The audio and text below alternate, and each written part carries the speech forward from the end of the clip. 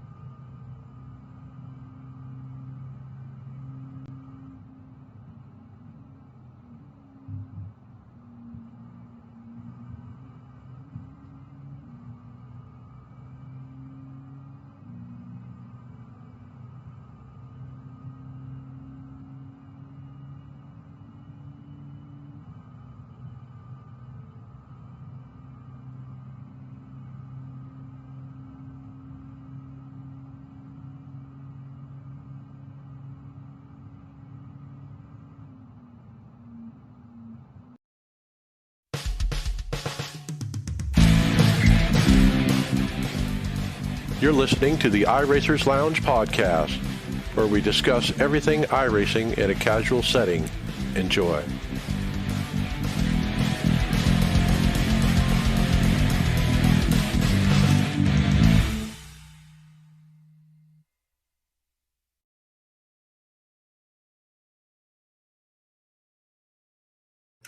Welcome to the iRacers Lounge. I'm your host, Mike Ellis.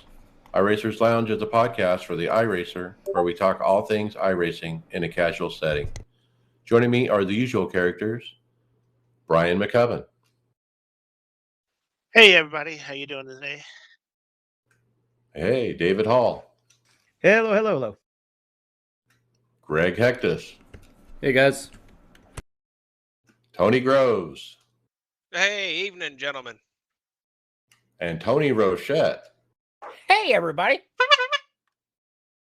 And welcome back, special guest, Brandon Uhouse. Thanks for having me today, guys. All right, on the show this week, we'll be welcoming pro painter and hardware developer Brandon Uhouse to the show again. We'll cover the first race of the Porsche Tag Heuer Super Cup Series, while iRacing announces another World Championship Series, and we'll look at iRacing's involvement in the development of the Clash at the Coliseum. Who? And remember, you can follow along with us on your PC or mobile device in real time as you listen to the show and see for yourself. All of these great topics and products we'll discuss by visiting iRacersLounge.com and selecting show notes. So let's see you there. Are you struggling with maximizing your braking zones when you're on iRacing? Looking up when you're trying to push it to the limit? I was in your shoes not too long ago. I'd see my competition braking deeper than me, but no matter what I'd try, I couldn't match them. Until I started using SimCoach's P1 Pro pedals. With their true hydraulic design, they feel just like you're driving a car. They're made right here in the USA and even offer a lifetime warranty. For a limited time, SimCoach is offering you guys 10% off of your order. You won't find a better discount anywhere. Head over to simcoaches.com and use iRacers Lounge at the checkout. And we're so happy to be working with simcoaches.com. We just talked to Lawrence from SimCoaches over there, and pretty exciting time. He was just telling us he's building Bobby's pedals like as we speak.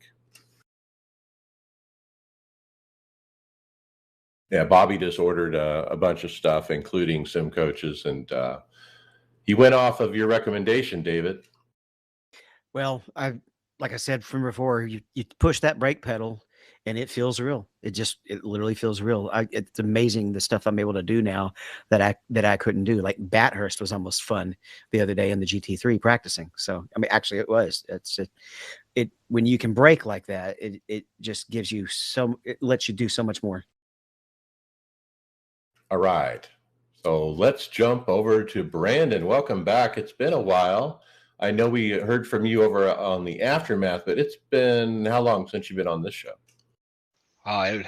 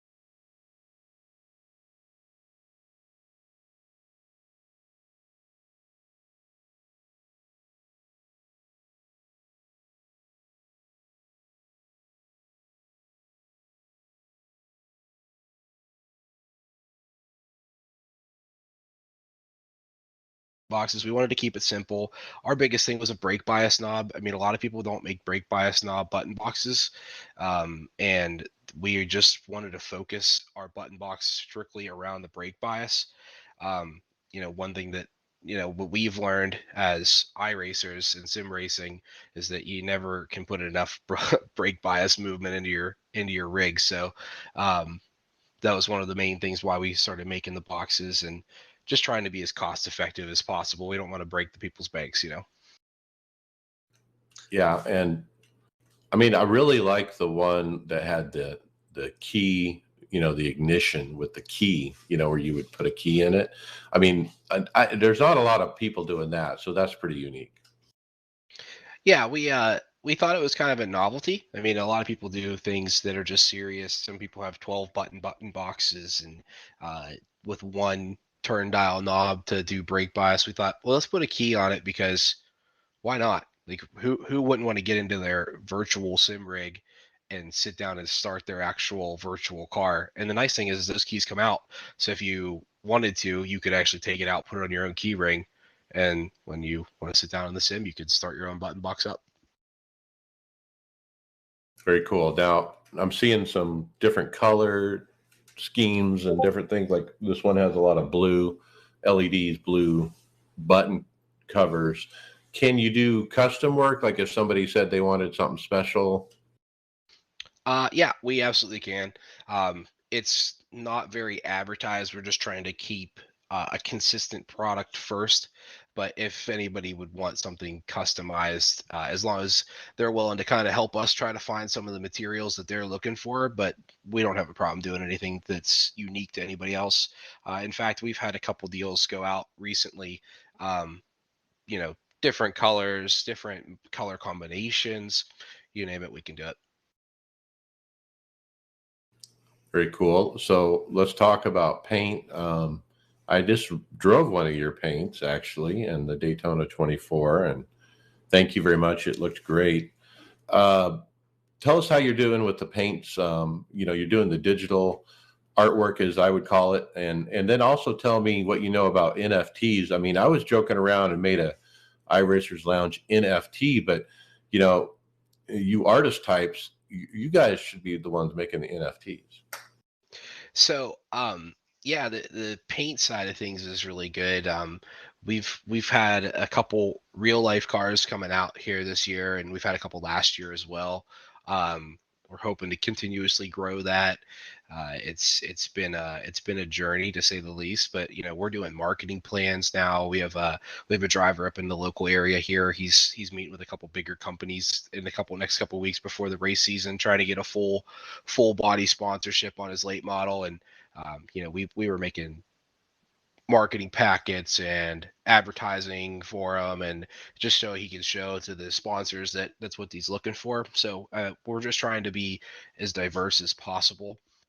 With that said, the iRacing side of things, we've gotten a lot of requests. I'm fortunate that I'm a part of the NEP iRacing series, the Grand National series that we run, and it's based out of New England and Pennsylvania. A lot of late model drivers that are well known around that area, and a lot of them used me to put their cars in the game, so in the sim. So that's a lot of fun. And yeah, so we're busy. We're trying to keep it as busy as possible, and we're always accepting new requests. I actually buttoned up Tony Groves' car today. I'm actually kind of working on it right now, and he messaged me this morning. He's like, "Hey, I need a car," and I'm like, "You got it, buddy." You got to make sure you do it as a Logano paint. It is bright yellow. Is it going to have like a sloth on the back, or? It's just going to have a bunch of big yellow bumper stickers and saying slow. It's just all it's going to say. Danger, watch out. Student driver. Well, I wanted to point out that this is like kind of a normal thing for Brandon. Like anytime I've reached out to him, like, hey, I need a paint for this or I need a paint for that, he's just quickly, yep, gotcha. Hey, Brandon, my button box broke. I need a button box. And so I have a YRD Designs button box attached to my rig, and I wanted to, point out, Brandon, like you design the button box around the brake bias knob.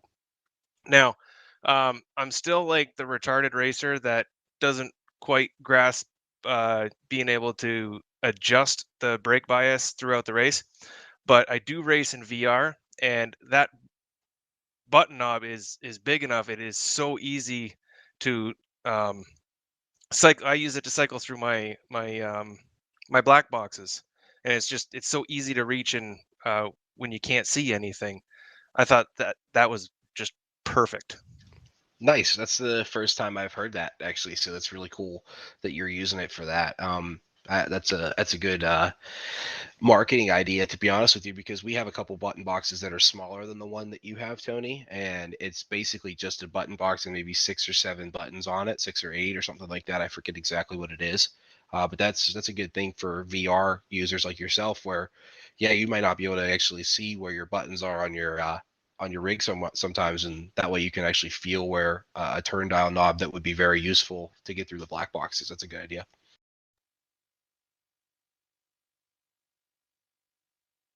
I can't hear you.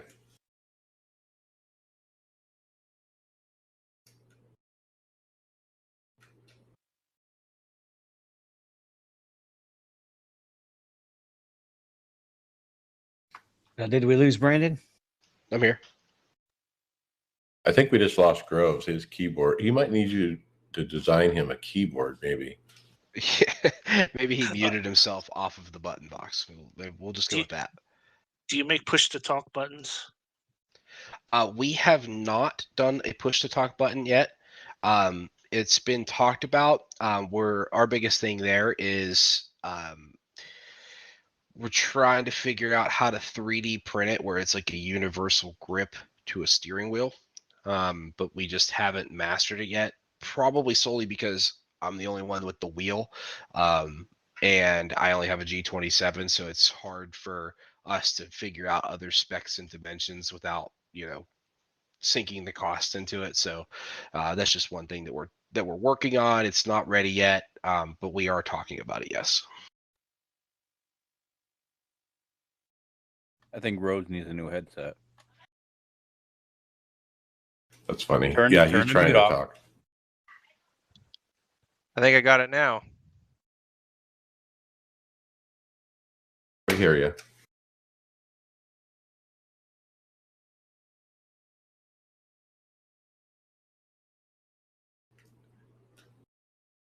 That's funny.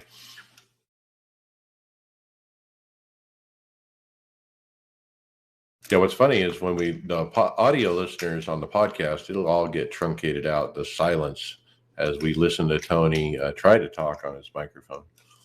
The Canadian government silenced them. So, Rochette, tell us, I mean, you turned to Brandon for your paints that we're going to talk about. Tell us about that. Yeah, I just needed something rebranded and get away from the Tiger. We wanted to try something different, and we're sitting thinking about animals, and I got a parrot, so why not go with a parrot scheme? And that's exactly what it's going to look like. It's going to be green, some yellow, white, red. You'll see it in here in a little bit.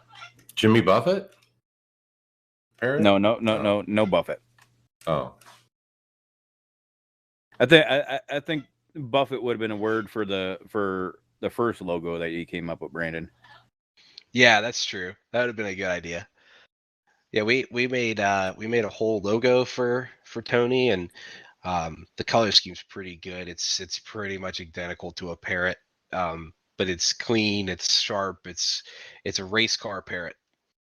Yeah, you're definitely going to see this car coming. all right. So you do logos. You did the Aftermath logo too, huh? Yep. That was a co-op with my wife and I. My wife is actually the graphics designer of the family. That's what's her active position in the world, is her active career, and I just dabble in it a little bit. So she's the better one of the two of us. But her and I sat on here for a couple hours one night after the guys asked us to put something together, and came up with that. So that's a good thing. And yeah, we do it all. We do logos, banners, anything vinyl operated. We have places to get those printed and shipped. If you are a real life driver, we could do hero cards and stickers and anything, anything that you're looking for, we could put it together for you.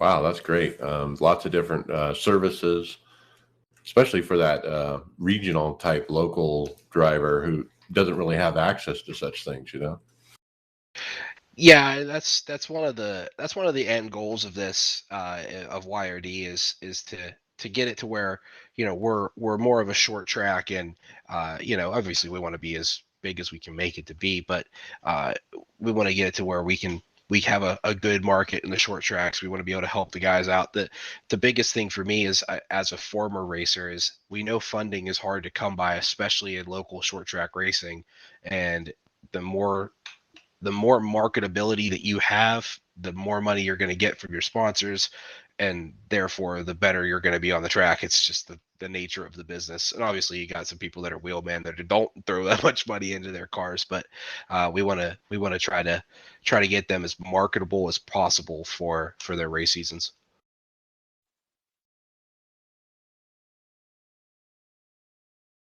Well, sounds pretty good, Brandon. Thank you for coming on and talking to us about your products. And we've been kind of talking about your stuff as we see it come out in our hardware section. But yeah, thanks for coming on and telling us more about it. Yeah, thanks for having me. Hopefully the next time we don't wait over, I think maybe it was 2 years since I kind of got back into iRacing a little bit. So yeah, thank you. If anyone's looking for any products, just hit us up on Facebook, Uhouse Racing Designs, Brandon Uhouse, or we're on Instagram and Twitter. We're more popular on Facebook, so hit us up on there if you need anything for iRacing. All right, Brandon Uhouse Racing Designs. Thank you. And hey, we'll see you on the track. Sounds good, guys. Got to hit this league race. We'll see you guys later.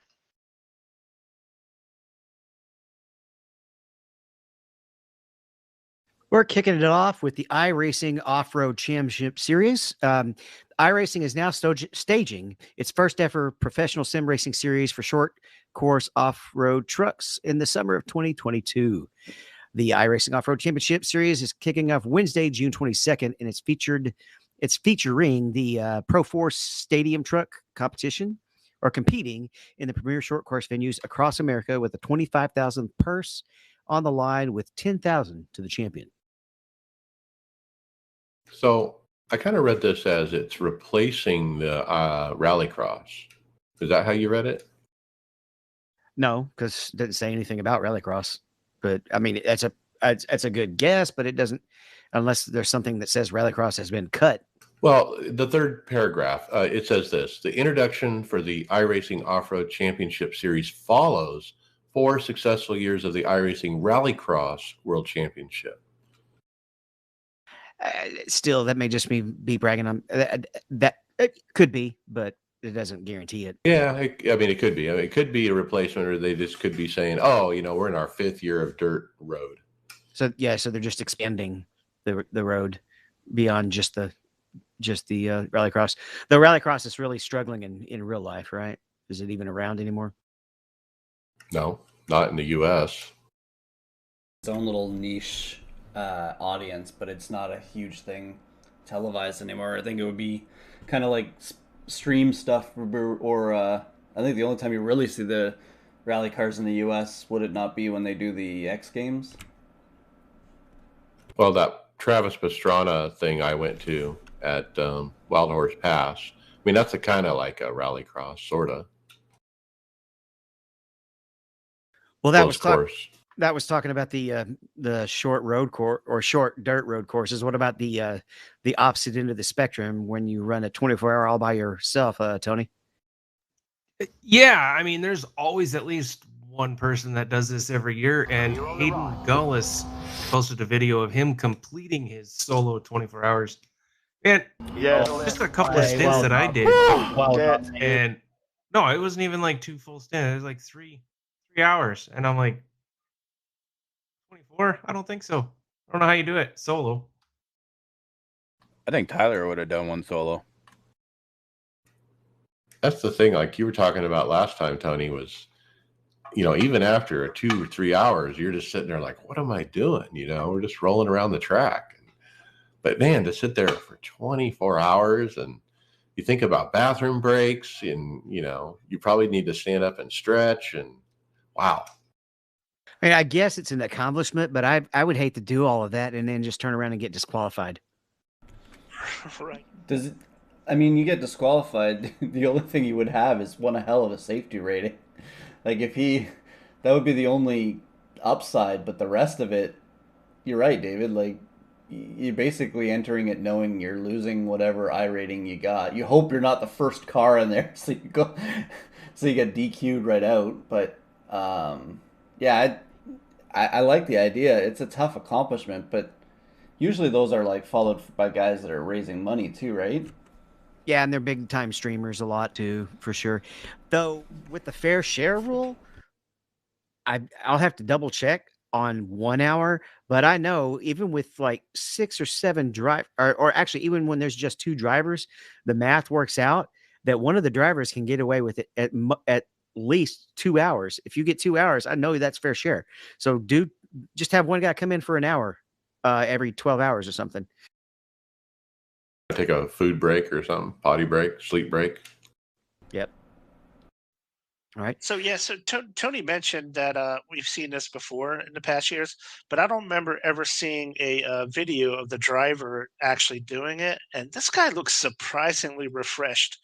I mean, he doesn't have bags under his eyes or anything that would indicate that he's been driving for 24 hours. It's Well, how kind of old is he? amazing. How Well, old yeah, is he? he is a young looking dude. Well, I think the other thing too, Brian, is he is 16th on the chart. Like, did he take a break? Like, there's no. It said he completed a 24-hour race. Was there a quick break in there? Like, I don't know how many laps he completed compared to everything else. Like, it would be interesting to see the stats on it, right? Yeah, as far as we know, he might have parked it for 6 hours. Yeah, and you can, if you remember in your post high school days or college days, you could get away with an all nighter or a lock in or something like that where you completely throw your sleep schedule out of whack, and it just doesn't affect you as bad at that age. You try to party till 3:30 in the morning when you're 40, and you pay for it for a week, right? True. He's got the Red Bull IV in him. He's taking some kind of a medical help. Well, something that we do see at a lot of parties, though, actually is confetti, right? Especially if it's like New Year's or something like that, right?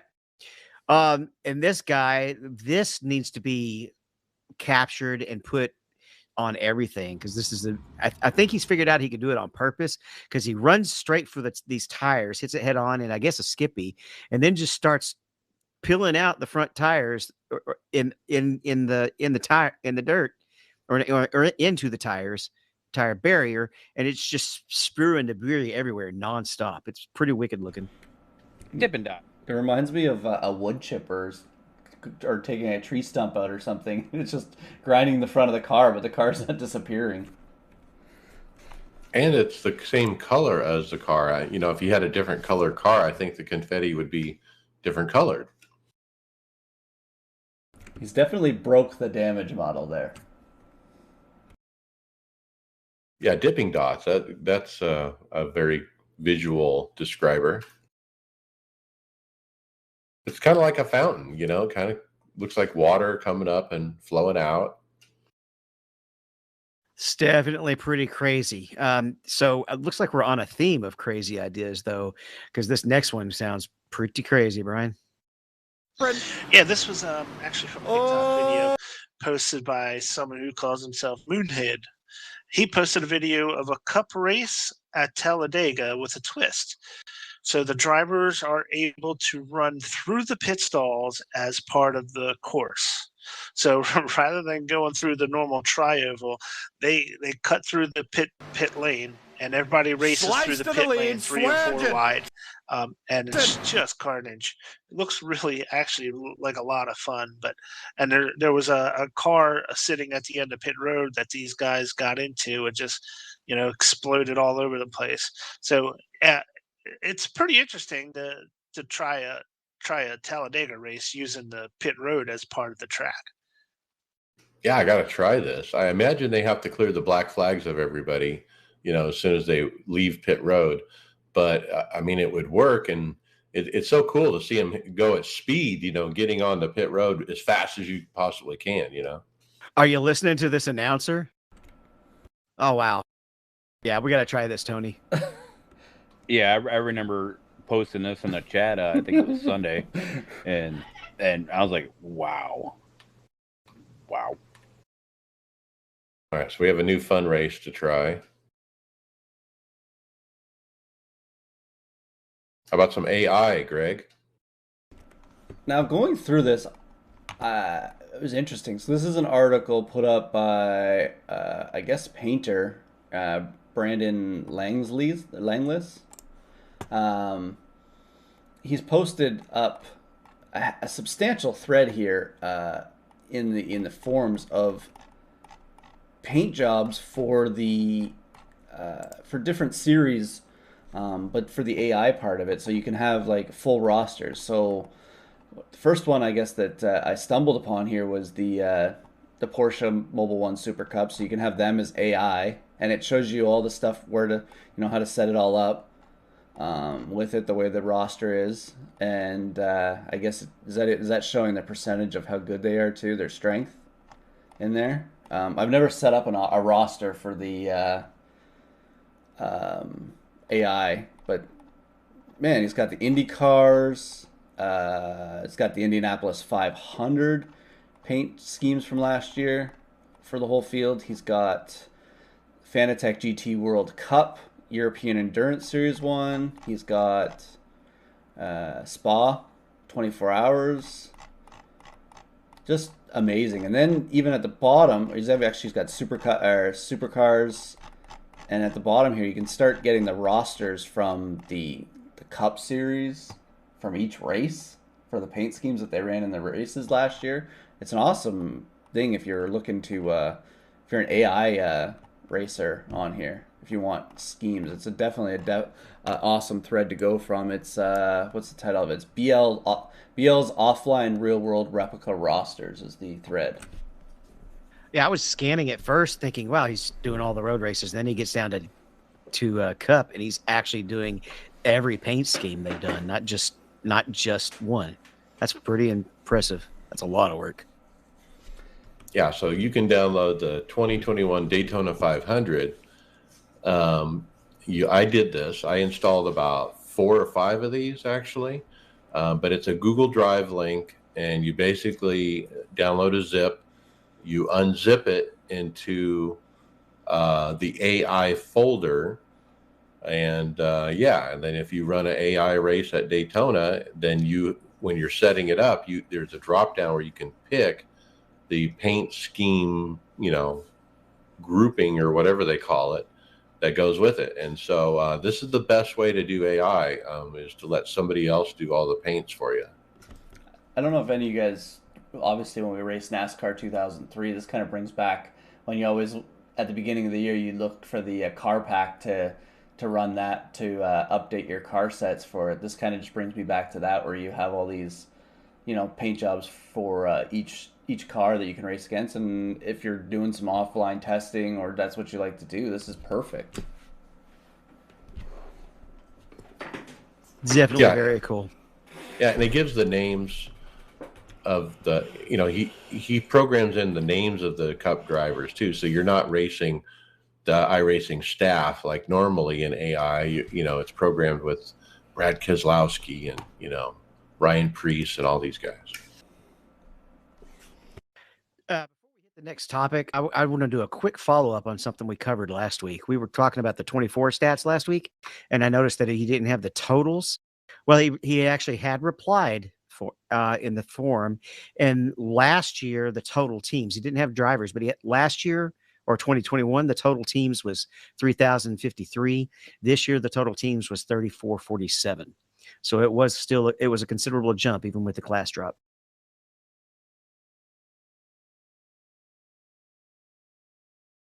And then that's a quick little update, and the next thing we have is not a quick little update, Tony.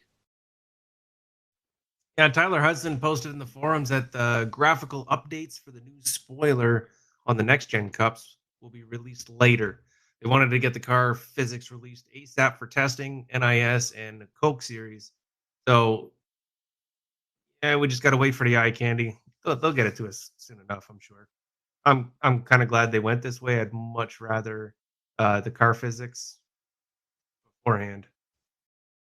It's all right. I think we got to wait until Vegas for the short spoiler anyway. True, but it does explain why we didn't have the chopped off spoiler, when they put out the package. It's interesting because when we were running the, because I'm guessing the configuration we had when we ran Daytona the other night, that spoiler was correct, right? Not necessarily. I don't know if they had a different.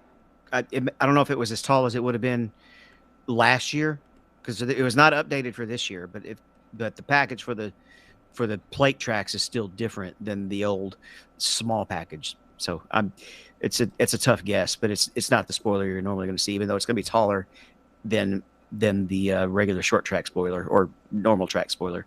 Yeah, because I just noticed when we were following, it was an awfully high spoiler on that car. It was nothing. You definitely couldn't see through the other car. All right, next up, some LA Coliseum feedback from jalopnik.com. They posted an article with their thoughts on the LA Coliseum, while Zach Sternolio, writing for frontstretch.com, explored how iRacing played a pivotal role in the success of the Clash. And so we have some great quotes from these articles. I wanted to read a couple of them. Quote, iRacing has been tremendous in helping us create this track and really put it together, Ben Kennedy said Friday while standing atop the fresh asphalt on turn 4. I have to give Steve Myers and Greg Hill and the entire team over there a ton of credit. We sent them a CAD file of what this track would look like in the fall of last year. They put it on their service. They built a couple different variations on it. We played with the banking a little bit. We played with the track a little bit, played with the different rumble strips in the corners. And we got a ton of great data and feedback from our Cup drivers and the professional eSport drivers that jumped on there.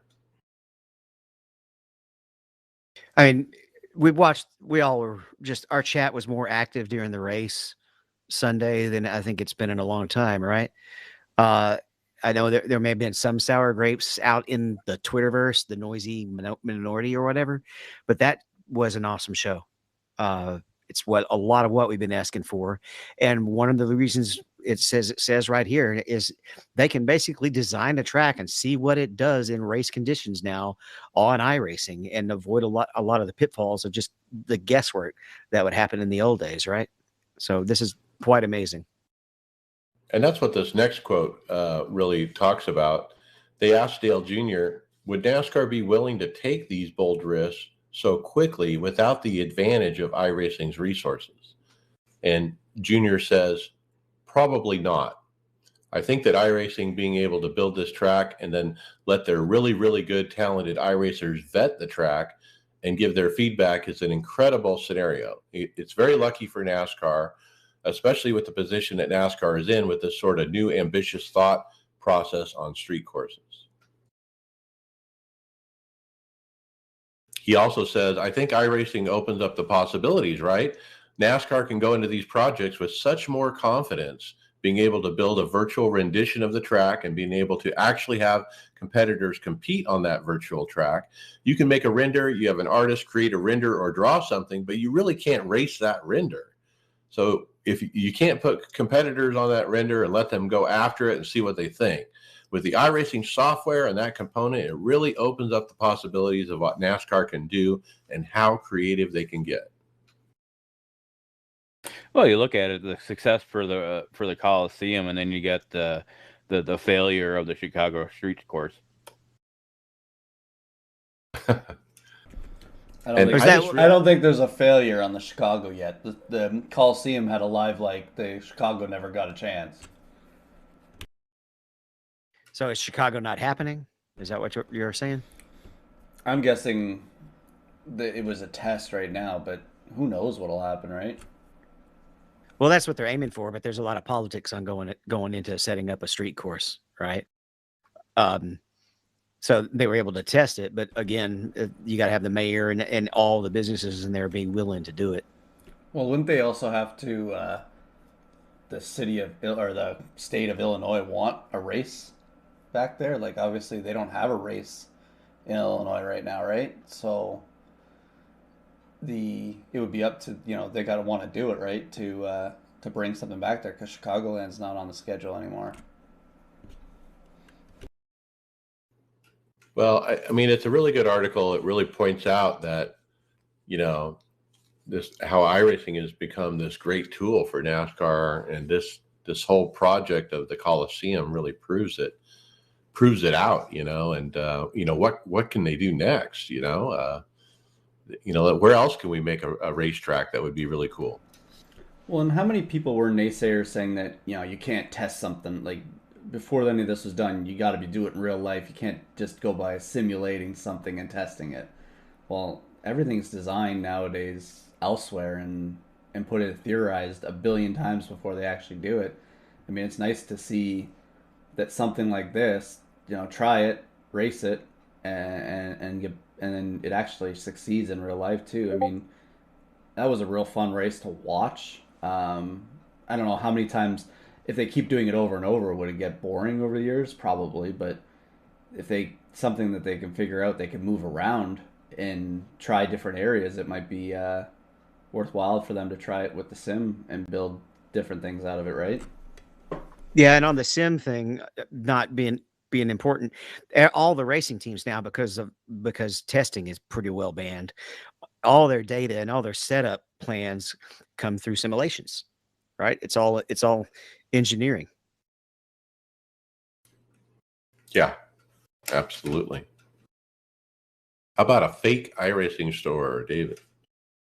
Well, we've been seeing this for quite a while, and I guess it's kind of coming back again. But iRacing's posting on Twitter, and I've also been seeing it on both the website and the user interface, that they are investigating a fake iRacing store scam, and they remind everybody to only make purchases from iRacing.com, members.iracing.com, or Steam, and you should never ever share your iRacing logo info or login info.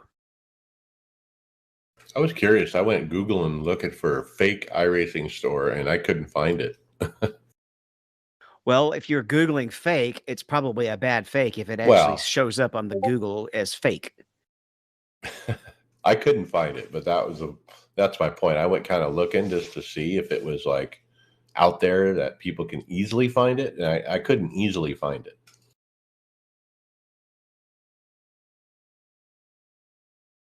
Okay, that was a quick hit. Brian, we got video of this crazy event on Monday Night Racing League. Yeah, this is one we've been talking about for the past couple of weeks. But the Rowdy Energy Drink Monday Night Racing League finale was this past Friday, or past Monday, I'm sorry. We started off with a tweet from Taylor Burris. It's a video of them setting up the stage where all these racers are going to be racing live and in person for this finale. Really cool. And Yeah. the next video came from Monday Night Racing League's own Twitter page, and it's actually the guys who actually performing on stage here. They had a giant screen where they could highlight some of the drivers that are in the race for the audience who's there live watching. They're able to check it out. It looks like Adam Cabot was leading towards the end of the race and wound up taking the checkered flag in that thing and winning the championship. So the last video we posted was also from Noah Lewis on his Twitter, and it was basically the trophy celebration for Adam after he won his victory. So really cool event to see live people watching sim racing. You never really see something like that, where you actually have sim drivers in a big room staged for an audience. What a scene! I mean, we only have an 8-second video of the actual event, but as they pan around the room, you can see it's standing room only. There's probably seating for maybe 100 And then there's a lot of people standing kind of in the back and on the side. So big crowd. There's probably, I don't know, 10 or 12 actual simulators with people racing on them. Big screens up above the stage where, they can get the audience can see, close-up views of what's going on. But the atmosphere seems tense, like it's real quiet. Nobody's talking, everyone's just tense, tense moment kind of thing. Yeah, they did have a PA announcer though at the event who was calling on the race, and so they were keeping people informed as to what's going on. It's a pretty interesting thing to see. Really cool. We also saw some video from Casey Kerwin. I think he was there. I didn't get it on the script, but similar looking video. But he was saying, "Man, this is so cool. Big sim events like this, we need to keep doing this. Bringing people together in person."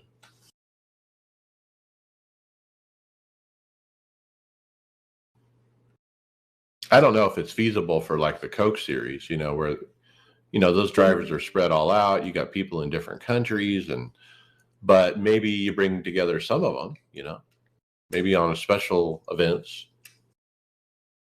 Yeah, like an all-star thing where, chances are if you're bringing your rig, you might not be as comfortable with your surroundings and stuff like that. It might not be the idea for your best result. But if it was like an exhibition all-star type of thing, yeah, why not? You don't have to invite the whole Coke field, just maybe the top 20 or something like that to keep some of the costs down and traveling people around. But who knows? That might be something that could be done. Pretty cool. Like, really neat to see that. Something else neat to see is tribute and community. The Lotus 49 community actually paid tribute to their fallen friend, Colin Bentley. And iRacing actually posted a video of the tribute on their YouTube page for all of us to see.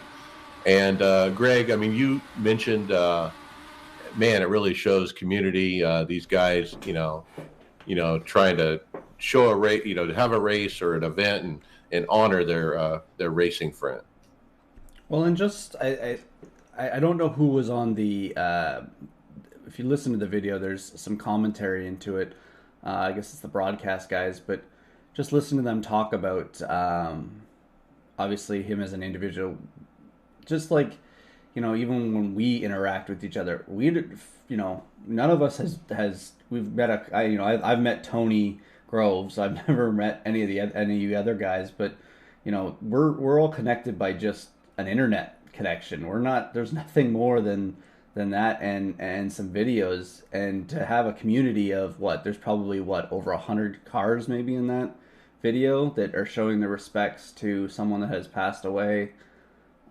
It's a huge it's saying what the iRacing community means to just get in and race other people. Yeah, we may be mad at each other sometimes or whatever, but we understand that this is a passion and a hobby, and it's awesome to see this type of stuff of get people together to be able to do this. Yeah, and they did a parade lap, and then at the end they kind of all stacked up and revved their engines real loud. And the Lotus 49 guys, there's not a lot of people that cycle through that series. They're like hardcore guys that run that series, and they don't have a lot of people come in and out, I think. So I'm sure they're a tight-knit bunch. Yeah, it reminded me a little bit of the Asphalt Sprint series that we had talked about a couple weeks ago, where it's a lot of the same guys that you see on a regular basis in that series. It's kind of a niche type of vehicle, being that it's such a extinct basically car, but the people who are into it, and they're probably guys who go back, the Grand Prix legends when they raced the Lotuses. So it's probably been some guys who've been around sim racing for a long time. Well, that's the thing. I mean, we all become friends over time, and that's the thing that makes the community, because you get to know these people over years, and you see them on the track, your casual acquaintances, you talk once in a while, but after, years on the track, yeah, it's a little different. All right, we had an update, David, patch 3. Yes, we did. They just a small little patch, did a few things. They've fixed a thing with the UI now where it's going to stop live updating some of its data to reduce the load that it puts on the PC while you're in a race.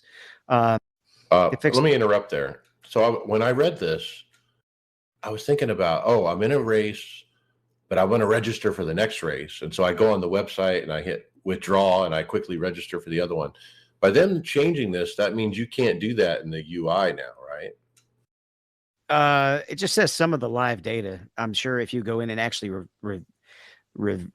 review stuff, it would come back probably. And I could go and test this here in just a second and see what happens if I put us in a race or a practice or something. But I don't think it messes that feature up. But if it does, you still got the website. Couple of things with tooltips with team racing, and you can now set your warm-up time for a heat race to 0 in hosted racing. There was the update to the Easy Anti-Cheat that we've already talked about. They fixed some rendering issues, and they made a few changes to the spotter, some new fuel messages and such. Yeah, the fuel message, I think I mentioned that during a race recently. Whenever I pull off for qualifying or I pull off of grid, my spotter is saying you're out of fuel or you have 1 lap of fuel or something like that. See, it shouldn't do that if you're in a cup car because you can't do qualifying fuel. So I don't know. But apparently that fixed that. Then there's a lot of little small changes to the quite a few cars. Specifically with the next gen cars, they made some changes to the final drive ratios, and also adjusted some of the drafting parameters, including providing a bit more tandem speed. Yeah, it'll be interesting to see how that works out when Monday rolls around and and A Open starts up with some Daytoners. I got to say the drafting package is way different, man, with these changes. And I just did 2 carb cups before this recording. And boy, I mean, the tandem works, trust me. I mean, you get 2 cars on the outside lane up against the wall, you can go around the whole pack. I mean, it's crazy.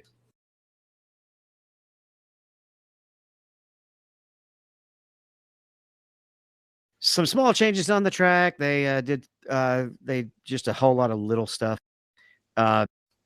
Most notable was they've increased this is good. They've increased the Watkins Glen pace car speed. If you ran IMSA the last time it was there, it was absurdly slow. It was going like 40 miles an hour and you had to lap the whole lap before you could go. So imagine doing cautions at that track. It's pretty crazy. And that pretty well covers the patch. It was a small one, but a lot of little good, probably necessary tweaks. All right, next, Tease by CarQuest. Couldn't figure this one out, Greg. Well, let's go from what I'm thinking it might be. So on the, I'm sorry, I'm just bringing it up here. The CarQuest Auto Parts Twitter page, it says, how many of you are fans of iRacing? And then it says, give us a follow for some exciting news coming up. So drop your iRacing channel below in the comments so people can find you. So I'm wondering if CarQuest is going to be in here sponsoring a series at some point, because they don't have anything else. Like, obviously it wouldn't matter if they're in the backgrounds of tracks or anything like that on billboards. It's got to be something that they're going to sponsor, because that's all they could really offer, right? And is there a money prize with it? Something that they're going to do? I don't know. That's the best guess. I can't really think of it. Or is it something because they want people as streaming channels? Is it like a giveaway to the best streaming channel or something like that, or a random draw type thing? Well, if that's the case, if we're competing for average streamers, I've got a good golf score. So I went looking at the replies to the tweet, seeing if there's any clues or if anybody has any other good guesses, but no, there was nothing. So we'll stay tuned and see what happens with CarQuest and iRacing. Okay, Brian, big Porsche race happened. I missed it. Yeah, this is this past weekend on Saturday was the first week of the Porsche Tag Heuer Super Cup season, week 1, which was held at Hockenheim. So so this new season got underway. Remember, it's a $200,000 prize pool series, so it's a big deal as far as iRacing goes. Looks like the first week, the winner was Aitken Guven, took the first victory of the season, and Graham Carroll finished second. Jeremy Bootloop finished third. So I was able to watch the first of the 2 races. If you remember how they do these, they have a qualifying, then they do a shorter race, and then they invert the first 8 finishers of the shorter race, and then they had the final race. So I was able to watch the first one. I didn't catch the second longer race yet, so I'll have to go back and watch that. But from what I recall, it was a really good racing. There's some good drafting. They used the new 911 this year, which is a little bit harder to drive, I understand. So really good racing. Sebastian Job, who was probably one of the series favorites, he finished in the top 5 in the first race, but finished way down the list in the second. He must have had trouble. I didn't catch what happened to him yet. All right. Should So be also, an exciting season. Yeah. A lot of VRS cars, Coanda cars. So, we know that a lot of those guys who are skipping this season, but apparently they have got guys in reserve who are also a part of that team that represented really well in this race. They're deep team, yeah. So if you remember, before that, they have the All-Star race, which has a lot of content creators and celebrities. Tony Kanaan is on there. That was held first, and the winner of the first race went to Lauren Heinrich, who is actually a or a Porsche junior driver. So he's actually a junior driver for the Porsche team there. And second place was Emily Jones, Emery, and she was the last season champion for that All-Star season. Matt Malone was in there. As I mentioned, Tony Kanaan. Some real high end Jimmy Broadbent was on that race. So some really cool guys that are on there. It's really fun to watch these streamers in these races because they're so used to being in front of the camera, and you can hear them talk and explain what's going on as the race goes on. But Lauren Heinrich, the Porsche junior driver, I did watch all this race. That dude was just a step above everyone, even Tony Kanaan.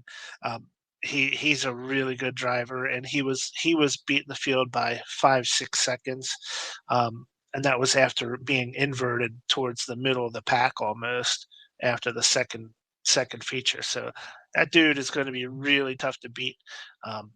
Almost think he might be too much of a ringer for this series, to be honest with you. Yeah, that's what I was thinking. Why do we have a real life driver at this mix?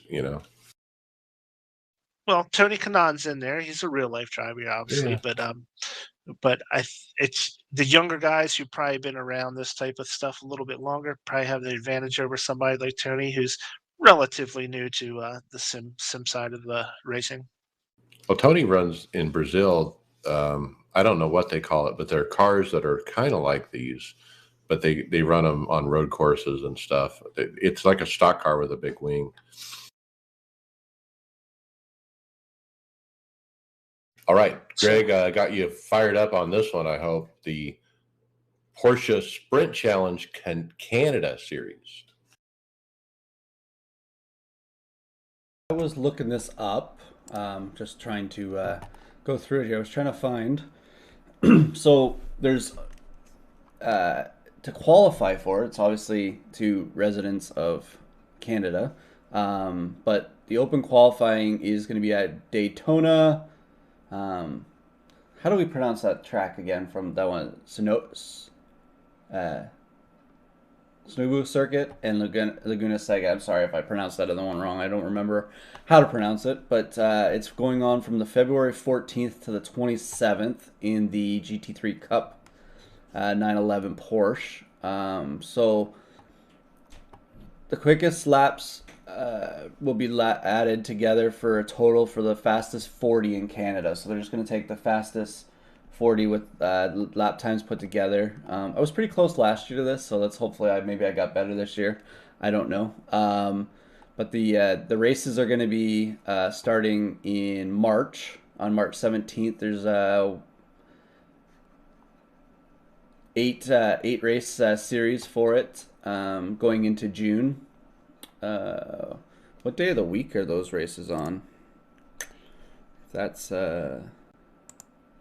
17th. So they're Thursdays. Well, that'll be good. Great for the podcast. Anyways, so first place, the prize will be a Porsche Experience event, Bridging the Gap. You also have a Tag Heuer connected watch, a pair of noise-canceling headphones from Bose, Porsche Motorsports backpack, Porsche Motorsports thermal mug, and iRacing credits. Approximate value of the first prize is $5,154. Second place prize is Tag Heuer Porsche Formula E T-shirt, hat, and a Lego 99X electric Formula E car kit, 1/18 scale. Kind of interested. Let's see if I can qualify for it. But I don't know what that means for our podcast. If I do, it'd be interesting. Well, it's a special event. Maybe if you can qualify, I'd say do it, man. Yeah. Go for it, Groves. Go for it. You know you wanna. Come on, Groves, get that Porsche. I'm all over it. Make sure How it's about yellow. this one? We got the 2022 IndyCar iRacing Series schedule. iRacing has announced that the series is back for 2022. It's a 16-event schedule.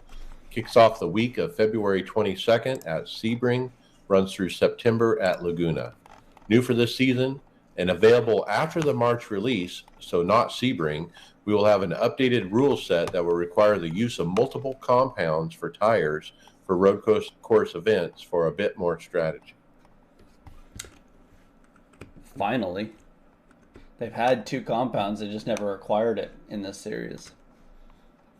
Now they have looks like the normal time slots, Friday, Saturday, Sunday. It looks like, David, maybe they added an additional one over the normal ones. There's 5 total. I didn't run much yesterday or last year, so I wouldn't know if they've added one for this. I don't remember the Monday time slot. I guess would be in the middle of the night on Sunday? That's late after. Yeah, that's Sunday night, basically. That's the same time as NIS Fixed. Yeah. Okay, so that's right. Sunday morning's right. I don't know. It looks like it might have been actually what it was last season. I don't think anybody on our team has run this. I started it last season. I got 4 races in, 3 races in, and just it's hard when I find it's hard to run some of these series when you got nobody else on the team to run with. Yeah, I know you're feeling when it comes to those road courses, right? I'd be like, "Yo, come race with me." But yeah. Also, I think the only time I ran it was back when NBC was doing the thing where we got to run a bunch of stuff with Parker Klugerman on the live show, right? And one of those was Road America in these cars, and that I think that was the only time I ran it. Okay, let's move on to the Bathurst, 12 hours. Speaking of road courses, this is going to be an interesting weekend for me now.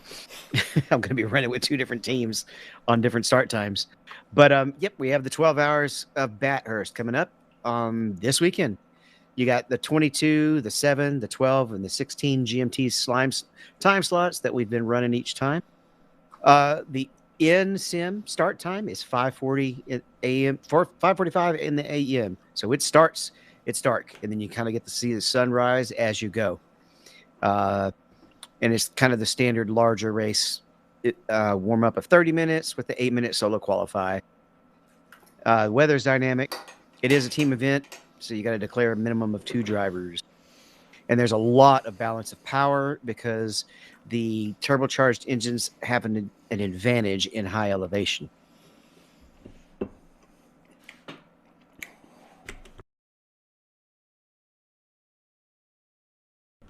Looking forward to it. All right, Brian, quick reminder on the Podium 500.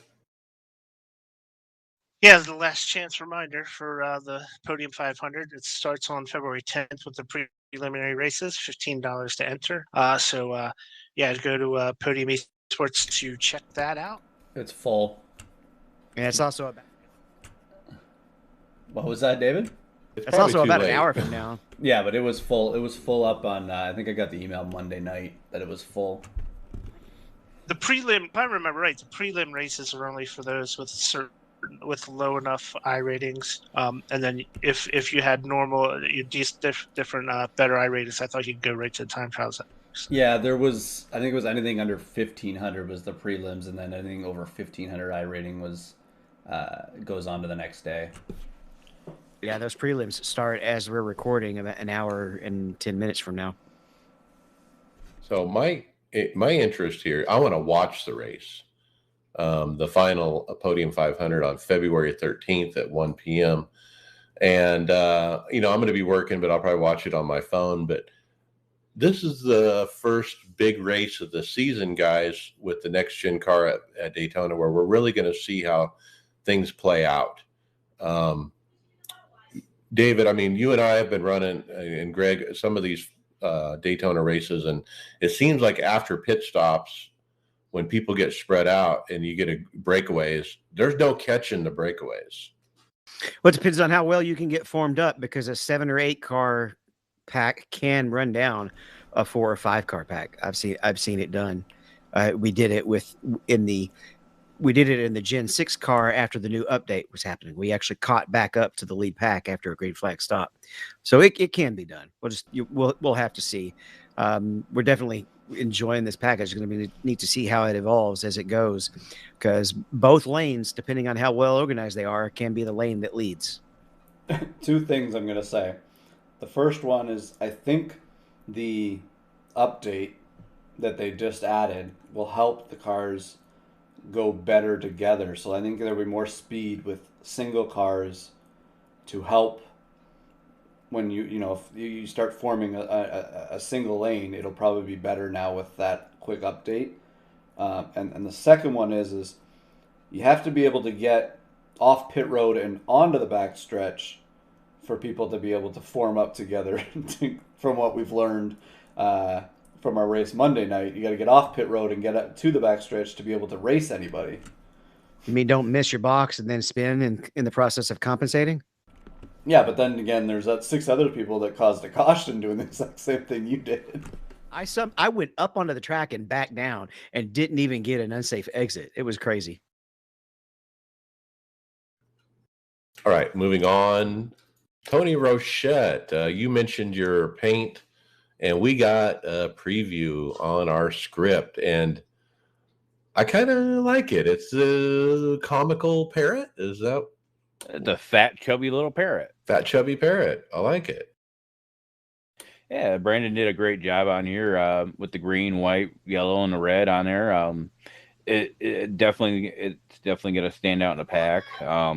We got Aftermath on there. We got the Lounge on there. They got sim coaches on there. I got it right on the rear end, so anybody who comes up to me and wants to pass me, they can see sim coaches right there. I like the yellow dots or squares that are going along the bottom. I don't know if that's like, droppings from the parrot, his droppings. Well, when we originally came up with the design, I showed him a car that was kind of, instead of the green, it was yellow. It was a Tennessee volunteer car. So that's where the checkered bottom comes from, is from their colors. Well, it's an interesting mix. You got the green, which I love, the neon green, but then, your splitter spoiler are a bright red.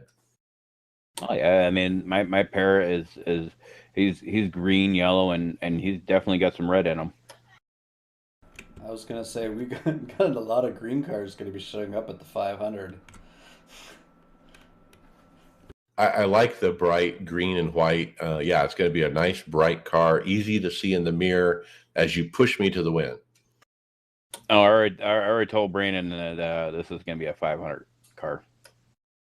This is going to get it this year. Yeah, I'll push you to the win this time. Well, it looks good. So well done on the paint and the rebrand. Yep, no more Tony the Tiger. So your TRR Racing. Or TR Racing. Okay, podcast housekeeping notes. Aftermath podcast. Tony, what's going on there? Oh, well, Chris got himself a real job, and we can get off this silly weekend business, which is really hard to get at it a lot of times, especially during the summer. So we are back to a Friday night recording, and that is going to kick off starting tomorrow. Woohoo! Nice. Looking forward to that. Don't forget our website, iRacersLounge.com, and our Discord. Lots of traffic over there, guys. I'm definitely talking about topic ideas each week. We've been talking third-party apps. I mean, you guys got to get in on the conversation. We're also on the Performance Motorsports Network. And boy, it's that time of year. Tony, let's talk fantasy. Fantasy. Yeah, here we go. Let's do it again. This will be year number 3, 2022 iRacers Lounge podcast in the aftermath NASCAR Fantasy League.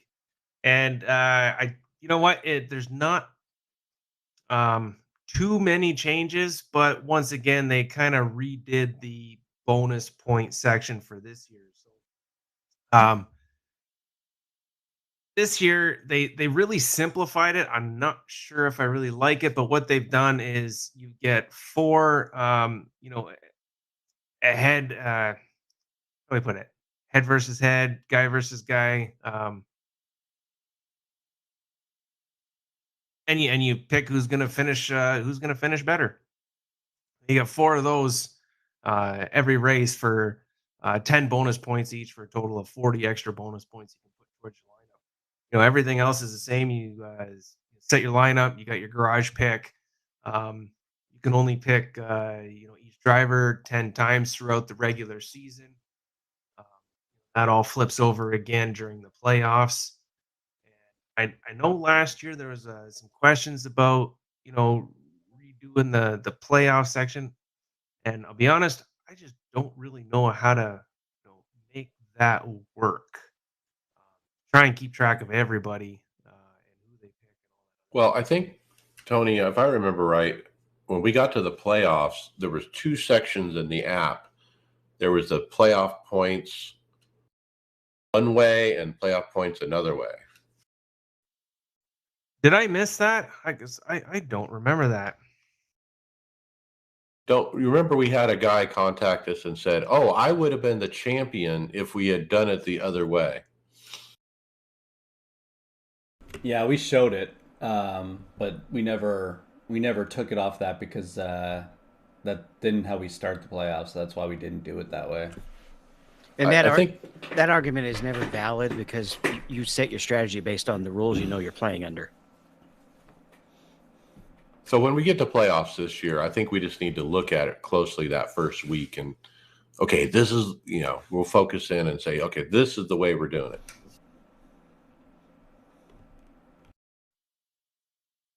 Yeah, we'll do that. I mean, well, we'll do it before the playoffs start. We want to have something set right away. But they don't offer up a whole lot of information, that you can read like in their rules or the gameplay or the FAQ or anything like that. Kind of hard, but we'll get her done. Anyways, we got a whole lot of unknowns. It's going to be a lot like it was last year. New car, so everybody's kind of grasping at straws for the first bunch of races until things kind of settle down. Very similar to last year, where you took a while before you started seeing any kinds of trends. So, gonna make for another interesting season. 100%. How long until it trends to that 5 cars up front a lot? Well, get past Daytona, and I think.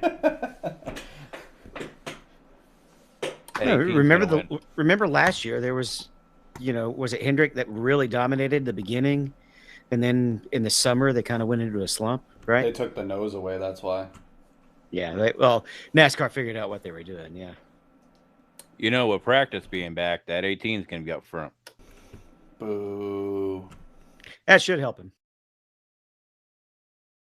Well, with practice coming back too, that's gonna help us as fantasy players. We're gonna be able to, get a little preview of what's happening. So that could actually make things a little easier to, kind of fine tune your picks than it did last year.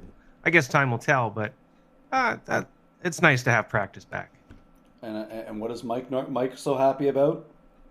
The 670 horsepower. We'll see if I can drive it. Why would you say just Mike? I think we're all happy about that. Yeah, but Mike's the one that every single time he inserts that in as much as he can. So did I, man. I hate it. I had given up on NASCAR doing the right thing. I really had. I'd given up, and it's kind of surprised they went this direction.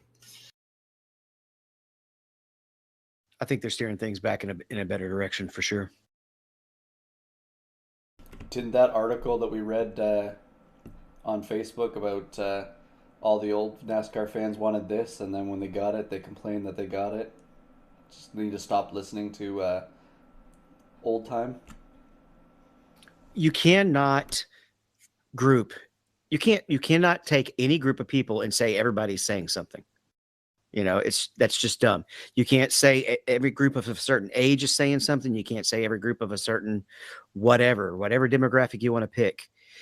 You've got one person that is old that wants to see this, and then you've got another person that is old that says this, and then somebody in the Twitterverse decides to say they're the same people, and that's just poor thinking. It's dumb.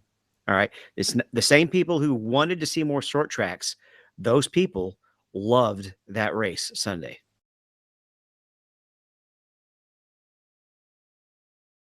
All right, hardware, software. David, we found out what happened to Midwest Simulation. Yeah, I think we knew what was going on, but we may have not gotten into details about it on the show. Carolina Sin Shop is now coming later this year with some new products. They've already started making and building the iRacing spotlights. In the coming months, they'll be looking for people to help with the beta testing and products that they're making. You can comment or message if you're interested. This is the product that was created by Scott Rupp with Midwest Simulations, and he has just gotten to where he cannot keep up with the demand for the supply anymore. So he has sold the design and the business, and Carolina will be taking it over, and they plan to have their products on the market by the third quarter of 2022. Nice. Glad that somebody picked it up, and, I know Scott's a busy guy and he couldn't keep up with it, but it's a great product and neat to see another company take it on. Well, and this is a normal evolution a lot of times of an invented product, right? You have a shop guy who can do it for a while and it becomes really successful, but it just, at some point, it's not the business that he wants to run, right? That kind of can take the fun out of it. And so now he sells it, and he's probably got a nice nest egg from it, but still the world has a nice product as well.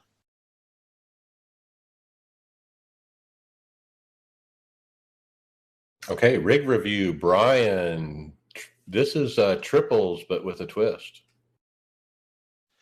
Yeah, so this is a big old triple setup with I don't know, it's got to be 42, 46-inch screens at least, laid out in the corner of a garage room that he said that he built. This was posted by a gentleman named Ryan Haynes, Haines, Haynes, it could be. And right above his triple setup, he's got the nose of a Chevy Monte Carlo. Looks like it's getting ready to bear down right on top of where he's sitting. It's a pretty interesting piece of memorabilia to have right over top of your rig. And he's got some other cool little trophies and stuff wrapped around his room, which is neat to see. But yeah, so it's a big triple setup and pretty cool. Well, I think the unique thing is that the triples are hanging on the walls, literally. Like he doesn't have a stand. Yeah, these are probably just using your standard E-mounts that you would mount, a TV to the wall. So rather than having a big triple stand, uh, that's what he did. And it would be hard to find a monitor stand that would capable of handling these size screens. So he found another way around it, which seems pretty. If you don't mind being parked into the corner of your room, it's not a bad deal. Yeah. So the center monitor is like caddy corner across the corner of the room. And then he's got his rig right, facing directly into that corner. And then the left and right are obviously just mounted on the walls on either side. So I've never really seen it like this where somebody is, foregone the stand and said, okay, let's just put it in the corner and we'll just mount the TVs on the wall in front of it. Yeah, the wall mounts a lot cheap. It'd be a lot cheaper than if you already have a rig, just making your own triples, right? Because if I guess those look like 42-inch monitors. They're not the biggest mount out there that you need to put those on the wall. No, I just bought a wall mount for like $20. I mean, buy a couple of those as opposed to probably to get a mounting system that goes on the floor and an 80/20 or something like that. You're a couple $100 easy to handle this size. The one problem I see, and Mike pointed this out when I was building my set, is trying to get those set level is such a pain in the ass when you're on any rig, is to get them all the same height. And I bet you trying to mount that would be not fun to get them straight and hung properly. But he would obviously had to, for the corner, he would have had to build a cross bracket to go from the corner so that he could mount it too, right? Because the corner would be flat. Yeah, but still nothing crazy hard to do, I don't think. Yeah, all you would have to do to match the heights is make sure you're using a laser leveler when you put all your brackets in place. Yeah, I think the problem is when you're leveling out the back there, it's such a finicky thing to level out monitors. Like I've spent almost 3 hours trying to level mine properly without the proper brackets. And typically those wall mounts let you slide the TV left and right too to get good fits up against one another. So that might give you a little bit more flexibility. They don't provide an up and down though. Like if you misdrilled your holes even a millimeter short, up or down, you'd have a mess. It's definitely a new way of thinking about running triples, though. If you can come up with this, because it's a cheap way of making your own mount. Well, the angle is going to be a fixed angle. It's not like you'd have an adjustable, angle between the left to the center or the right to the center, because it's a 90-degree corner of a room. He'd have to make sure that center one is like dead even, to try and get those perfectly. And even then, it's like, what wall is completely square, right? Yeah, Ryan Haynes, this is his rig. He's in the Fast Track Sim Racing League, and he put this up in the Discord, and I thought we'd talk about it. This is actually a lot easier than you guys think it is. You just get like three $30 VESA mounts, adjustable VESA mounts, and mount them all at the same height. Boom. It really is not much harder than that. Well, the center monitor, though, Tony, I mean, where would you mount? You can't mount it straight into the corner, so you'd have to have it on one wall or the other. No, you just run a cross bracing, like 2x4. Yeah, that's what I was going to say. It'd have to be a cross brace. I've mounted TV, like corner TVs like this, like a bigger one, 55-inch ones, using that method, and it does work really well. But that's how I would do it. Okay, next up, Greg, iRace Control. So I was kind of just going through this a little bit here. It's kind of cool. So it's obviously a software controller here that I guess it's being shared by, was it Christoph? I don't know how to pronounce his last Tonham. Sorry if I pronounced that wrong. Anyways, it's an iRacing control program that it's actually developed by Richard Hibbs. It's in the alpha state, but it's going to have some features to be your own, obviously, race controller. So there's going to be live track positions for the cars if you want to map or something, live timing for laps, sectors, things like that. Incident logger. What was that, Mike? Random yellows. Yeah, so this is kind of like what I don't know if there's as thorough as the one that David sometimes does, where we have incident counters to create a caution, but you can throw your own. If you read a little further, it kind of covers both. You can have something that's based totally on probability within certain time slots, and it also has the auto steward, which includes throwing full course for total incident counts in the first lap or total incident counts within a 10-second window or in total. So it's actually a step up from the previous software, which was really kind of a beta. I don't know if these are the same guys or not, but I'm definitely going to be grabbing this. This will be handy if you want to run yellows on a road course. I think we should pawn this off on try and get the Fast Track League looking into this one maybe too. Already have. I literally just Okay. scored as of this moment. Sounds good. But yeah, so it's basically an iRace controller to be your own admin / steward / even run it off of a broadcast stuff. So it's kind of cool to have all this. Yeah, it has all this stuff where you can control the pace car, shorten, lengthen cautions, open and closed pits, stuff like that. That is so cool. So if you're an admin of a race, I mean, use this interface, and then you don't have to, like, when we had a race the other day, okay, how do we shorten the caution? Nobody can remember the code, that you have to type in. So to have an interface, and it's pretty cool.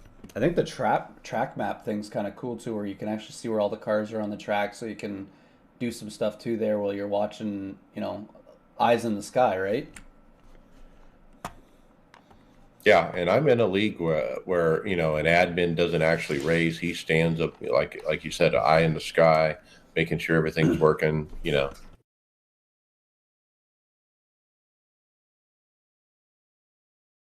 All right, jumping back into hardware, Tony, we've got some new pedals from Invicta. Yeah, it's the Acetac Simsports Invicta pedals. It's a 2-pedal setup that's in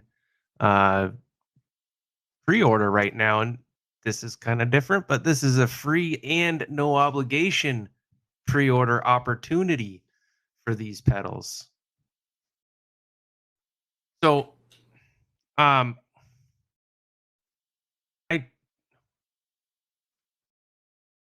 probably should have read this a little further through, but is this just like a load cell pedal? Yeah, we talked about these before, and they're finally on sale now. Advanced Sim Racing. Yeah, that's who you just. That's where I bought all my rig stuff from. Yeah, so they're selling these pedals. These pedals, they've been all over social media in the last couple of months, and so it'll be interesting to see as they get out in the wild, what people really think of them. The unique thing about this is when you look at the picture, it shows the brake and the throttle, but they sell a third, a clutch, and it's real narrow, and you just set it on the side of it, and then you end up with 3 pedals. Okay, so to go at what is here, the twin hydraulic opposing rapid piston is what they're calling it. Is it Thurop system is Aztec Simsports hydraulic brake cylinder.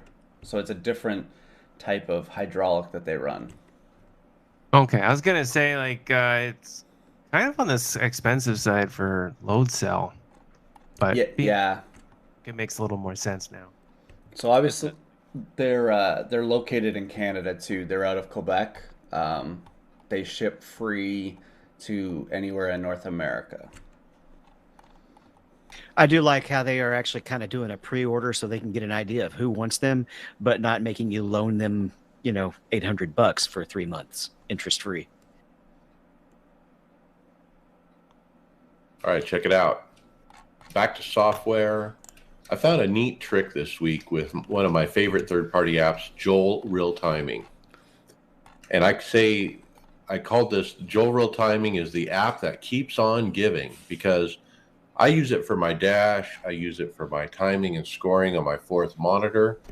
And now I'm using it, and I also use it for the visual spotter, which is so cool. But now I figured out you can take high quality screenshots of your car with Joel Real Timing. All you have to do is click on the right side of any Joel Real Timing screen.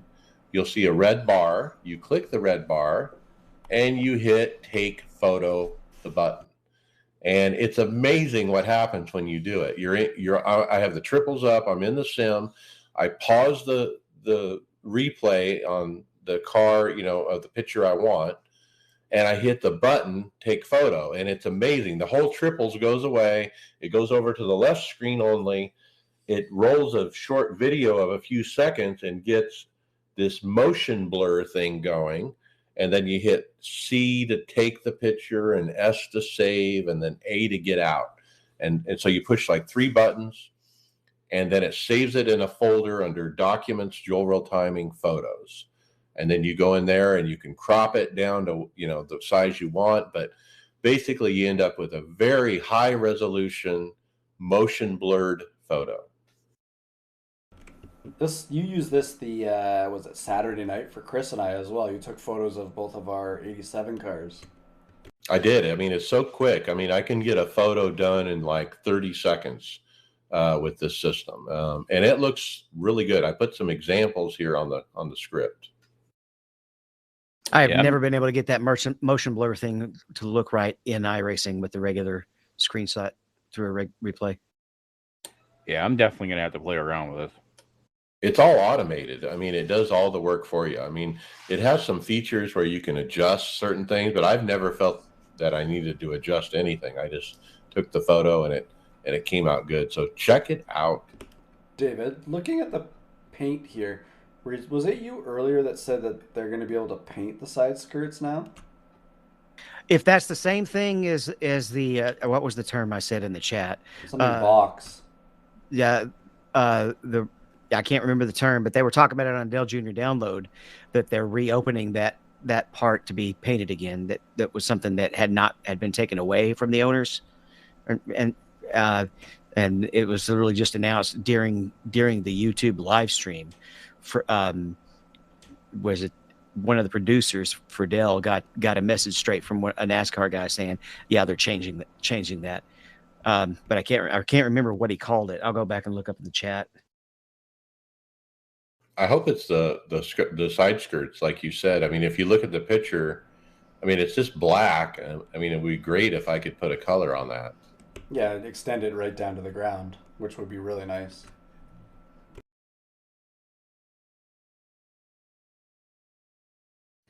Let's move on to other software. We now have a Gen 7 Motec Workbook. Yep. Some of the stuff was not working right with the old Gen 6 book, so somebody put the work to get it a little bit more up to date. It's Kyle L.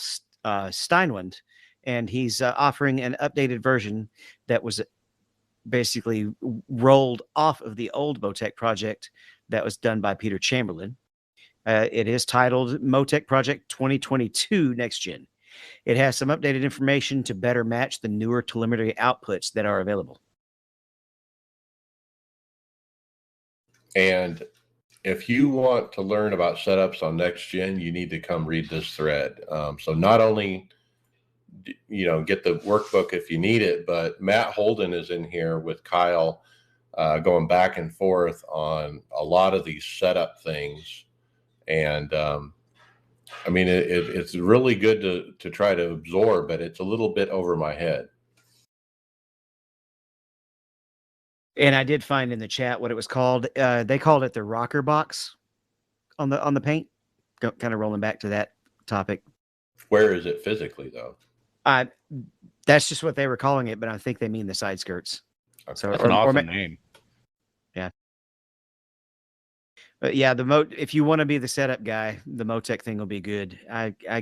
All I can do is get in a setup and say how it feels. I tried playing with actually doing setups, I guess 2 years ago, and it's not my cup of tea.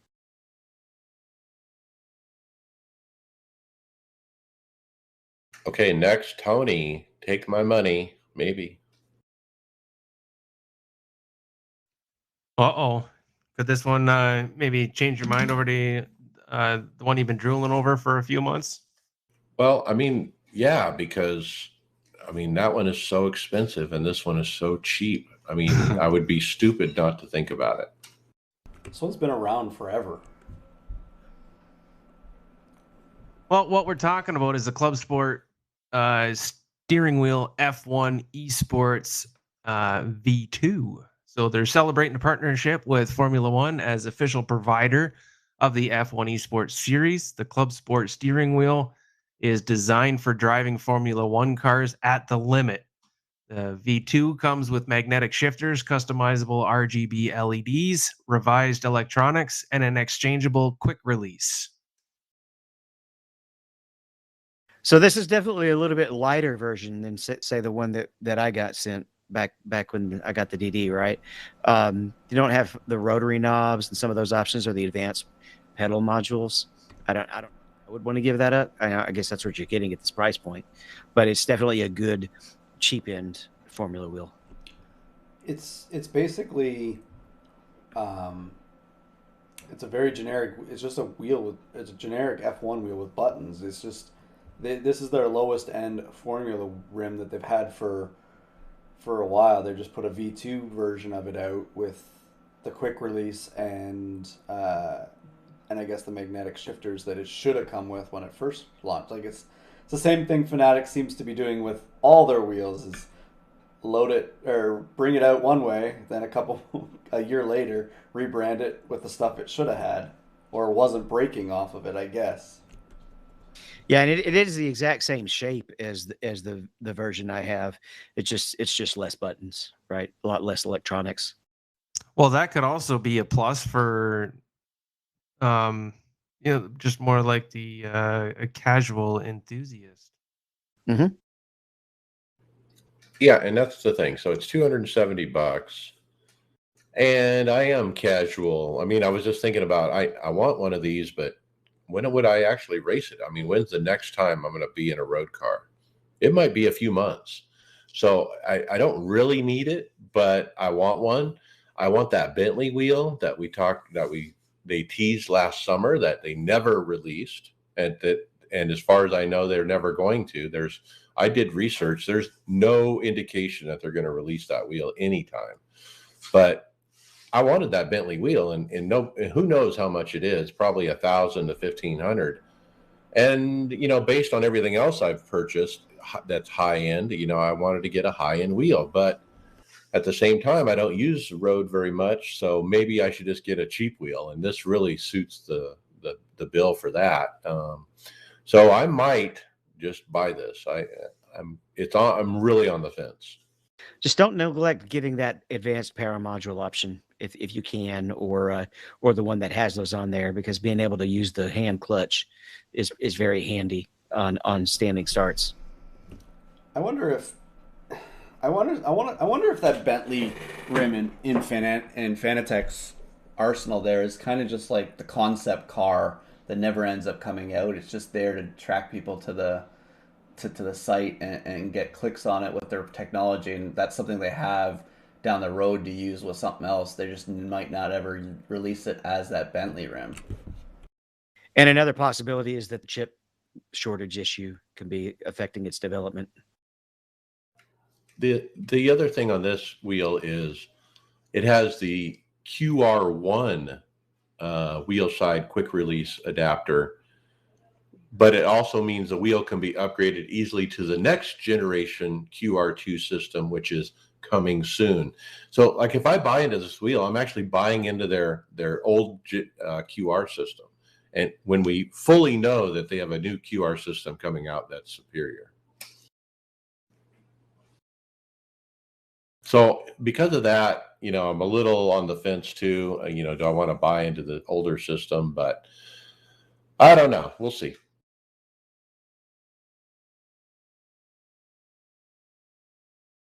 All right, with that, let's get into results.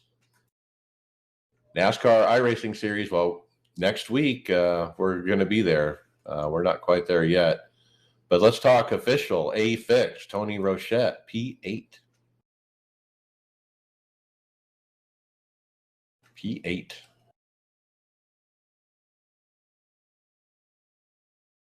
Oh, wrong button. That's why. Me and Groves decided to hop in an A6 Friday night at Kentucky with the next gen.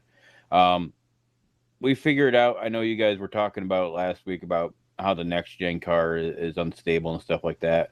A lot of it, I think, is the track. Kentucky sucks. About halfway through the race, I actually figure out how to drive 3 and 4. Stayed away from the wrecks, and yeah. All right, well done. Yeah, that was a lot of fun, that race. That car was like, it was a handful to drive. And like Tony said, Kentucky kind of sucks, which made it even harder. I think I had like I don't even remember. I think it was a P14 finish, but it was all I could do, just keep the damn thing on track. Don't you love that? I do. I kind of miss that, to be honest with you. Like, yeah, it was a lot of fun. And that car would get loose on you, but I don't know, for some reason, I just found it, it'd get loose, but it was pretty easy to control, but it was getting loose, easily. Probably the tire size there's more surface to recover it from, and just the way it kind of handles the air. Okay. I ran some hosted over the weekend. Chris McGuire always has those fun races on the weekend nights. I ran the Kia at Talladega. Man, that was a blast. The Kia is great at ovals. I got to try that. Then we did the old Cup car at Talladega, Gen 5 with no restrictor plate. That's always a blast. Really separates the men from the boys on that race. And then Daytona prototype at Texas on the oval. Drafting, wow. I mean, those things make a huge hole in the air, and you get these huge runs. It was great fun.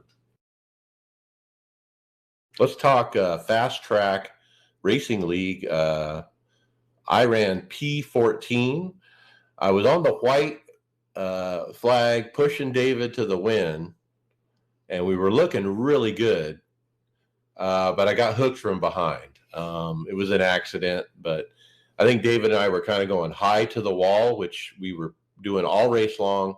On the straightaways, we would separate from the inside pack, the inside line, and get against the wall. But in the corners, we would go down and side draft. So even though it was the white, I still went out against the wall, and then the guy behind me, caught me from the inside and turned me.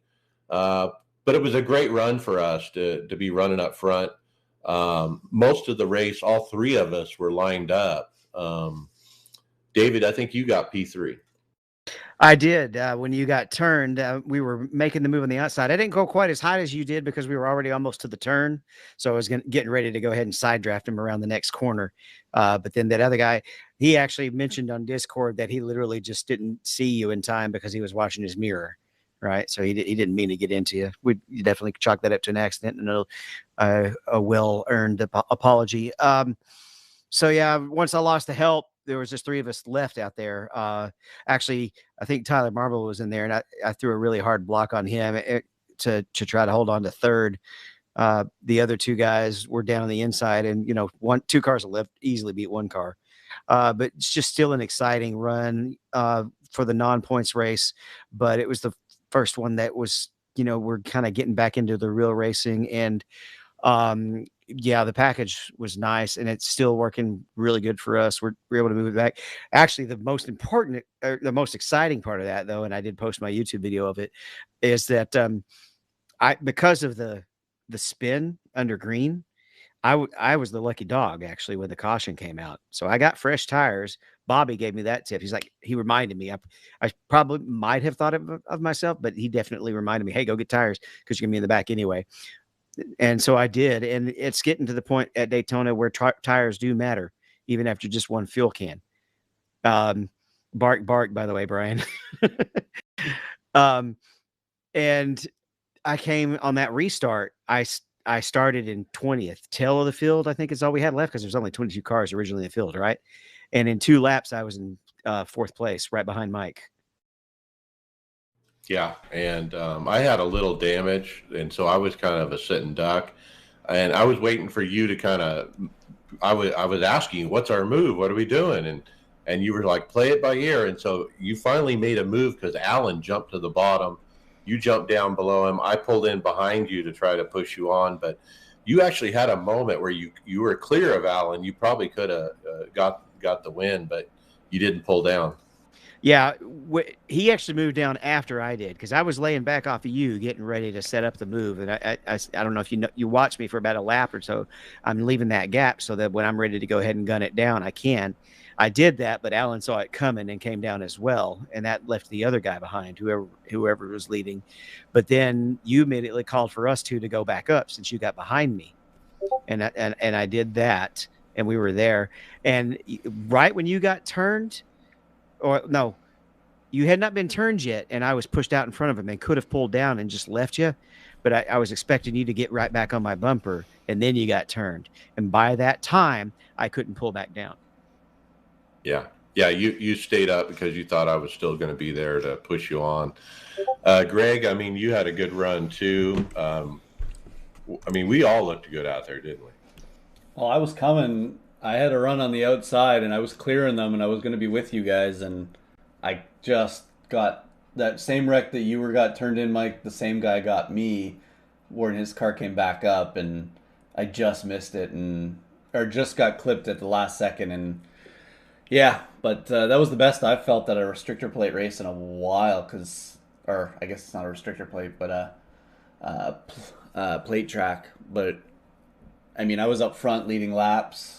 Moving around the pack with you guys back and forth wherever we wanted to go. We seemed to be able to make it work, so I'm kind of excited for when we actually get into the fast track 500 or whatever they're doing, whatever they call it for the Daytona to start the season, because this champion wants to repeat next season, so we're gonna bring a championship home again from someone on the team, but I'm hoping it's still with the champ from last season. Wasn't it interesting when we got that high line kind of clean and established, people stopped trying to go low for a while and just started staying with us. Like I particularly noticed that Alan, he was always paying attention to where we were and trying to stay in front of us. Yeah. Grouped together, and so he was grouped with us. Whatever Alan had under the hood, whatever Lucky had under the hood, we all seemed to be able to push each other's to the front and get going there. So it was kind of good to work with some of those guys just to see how they run in the pack as well. Yeah, Richard Lucky was fast, and Alan was fast too. Yeah. As soon as we got done with the race and I got that video ready, I actually sent it to one of the staffers that I can talk to, and had him just asked him to pass on to him that this package is awesome. And go watch this little last 5-lap run. Even though we had the big wreck at the end, it's just think about how much more boring the Daytona races were last year, just because you could only get that outside lane to work if the stars were aligned and the moon was in retrograde, and Venus was flying into the sun. That was about the only way it would work. Yeah, it's much easier now and a lot of fun. I'm doing Carb Cup this week, just trying to get some reps, some repetition. I know our Tyler Williamson, he's won a couple times Carb Cup this week, trying to get some muscle memory. I don't want to beat a dead horse here, but just talking about the package too there, when I got into the middle, when we were like, the lanes kept switching so fast in those final, what do we have, 3 or 4 laps there to finish it? The lanes changed so many different times. When I got in the middle, I was able to go down onto the inside, slow down the inside lane, and then go back up, grab the top lane, slow them down, and then when they both got down the straightaways, they could both the amount that you can get sucked back by the side drafting is crazy, and use the air effectively with these cars. It's so much more of a chess match out there. It's like the Dale Earnhardt, I can see the air situation. And you have to, because like you said, the air is very turbulent, and you go back and really quick if you get in the middle. Super fun. All right, keep moving. Man Cave After Dark, Thursday night truck league. I ran Lucas Oil Raceway. Twice someone spun in front of me, and I had to take massive action to avoid. I ended up at the back because of that and eventually lapped. But a caution and then got the lucky dog. So I ended up spinning on my own after that and killing the left front on the inside wall. I had 3.5 minutes damage. But it was a short track and I didn't lose too much speed. But later on, I got ran over from behind and dumped, basically. Saturday, Sim 500 Esports Racing League, the 87 car at Wilkesboro.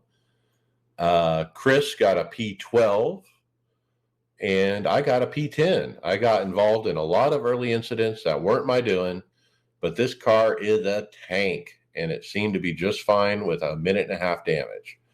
I turned it up, taking tires on lap 35, but then we had a long green run and I got lapped. Missed out on the lucky dog opportunity near the end, so I just brought it home, P10. The OBRL Aftermath truck. I had a chance at winning. We're going to forget that? Oh, I didn't have your... what'd you do? I finished P3 in that race. Remember, I was the one that went 142 laps on the tires?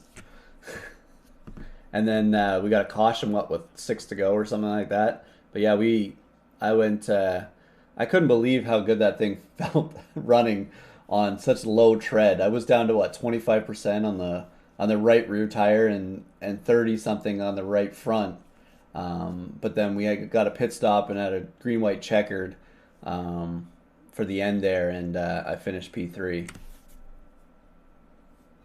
Yeah, I was surprised how well you did on those old tires. Well, I was running the leader down on that. If it would have gone green, I would have got close to him. I don't know if I would have caught him, but I was able to run cars down that had already pitted in that in the race before, and I kept saying to myself, are we gonna pit this caution? Are we gonna pit? Because there was so many cautions early that we didn't want to pit, right? And then I was like, okay, we'll stay out for one more. There'll be another caution, and then we got an 80-something odd lap run there with no caution, and I was like, oh great, it's gonna fall, or we're gonna have to do a green flag pit stop, and then anybody that got tires will last us out. But the tires just kept surviving. I was waiting for that, you have your tires are wearing out call by the spotter. Yeah, nice run. This league has turned out to be a lot of fun. So, all right. So now OBRL Aftermath Trucks. We got Dwayne MacArthur winning with Josh Robinson second, and Crank Bell is third. And then we wrapped up. It looks like the OBRL Cup Series championship is Dwayne MacArthur Tom Ogle finished second, Josh Robinson third, Greg McDaniel fourth. Sounds like they need to retire Dwayne I agree. or put a bounty on him, one of the two. A bounty. I like that. Let's do that. All right. With that, let's jump to final thoughts. Brian McCubbin. So I think I figured out what I'm going to be doing for this season. I wanted to do a more aggressive schedule, but I'm trying to be more realistic what I'll be able to handle over the course of a whole 40-week season. So, yeah, I'm looking forward to get those leagues started. A lot of catching up to do to get ready for Daytona.